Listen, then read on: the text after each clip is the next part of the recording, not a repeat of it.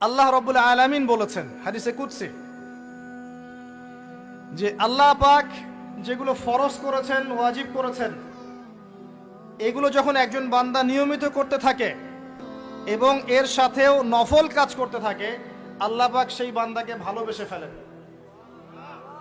যখন আল্লাহ পাক কাউকে ভালোবাসেন তখন জিবরাইল আলাইহিস সালামকে ডেকে নিয়ে আসেন। ডেকে নিয়ে এসে বলেন যে পৃথিবীতে অমুকের পুত্র অমুক, তাকে আমি ভালোবাসি, হে জিবরাইল তুমিও তাকে ভালোবাসো।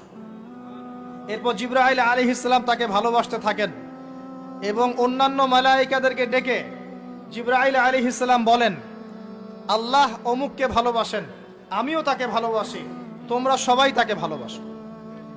এরপর সমস্ত ফেরেশতারা তাকে ভালোবাসতে শুরু করে।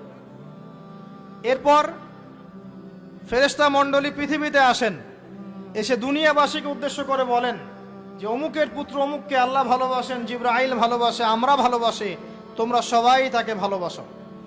এরপর দুনিয়ার মানুষদের কাছে তার মর্যাদা বাড়িয়ে দেওয়া হয়, তার দিকে মানুষের মনকে ঘুরিয়ে দেওয়া হয় এবং তার প্রতি মানুষের ভালোবাসা সৃষ্টি করে দেওয়া হয়। আল্লাহ পাকের নূর যখন আপনার ভিতরে আসবে, ইনশাআল্লাহ দেখবেন আল্লাহ রাব্বুল আলামিন আপনার হাতে তার দ্বীনের পতাকা দিবেন ইনশাআল্লাহ আযজা ওয়া জাল্লা। তাসকিয়ার প্রয়োজন, তাসকিয়া না আসলে নূর আসবে না। লাভ নাই ভাই, প্রচুর ইবাদত বন্দেগী করে মনের মধ্যে অহংকার রেখে কোনো লাভ নাই। অনেক কিছু করছেন, নিজেকে মনে করছেন আপনি সুপিরিয়র, অন্যরা সব ককরোচ, আপনি জান্নাতের ডিলার, লাভ নাই। ইবলিসের আকীদা এটা ইবলিসের আকীদা, খলাকতানি মিন নার ওয়া খলাকতাহু মিন তিন। এখন যারা ইসলামের বিপক্ষে আছে তাদের মধ্যে থেকে আল্লাহ পাক খালিদ এবং ওমর রাদিয়াল্লাহু আনহুর মতো সাহাবী বের করতে পারেন।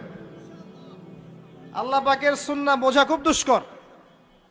যাকে আপনি তুচ্ছ করছেন, আল্লাহ পাক তাকে হেদায়েত দিয়ে আপনার চেয়ে বড় জায়গায় নিয়ে যেতে পারেন। যাকে আপনি বড় কাফের মনে করছেন, আল্লাহ পাক কাল তাকে হেদায়েত দিয়ে ইসলামের খেদমত করাতে পারেন। আবার আল্লাহ পাক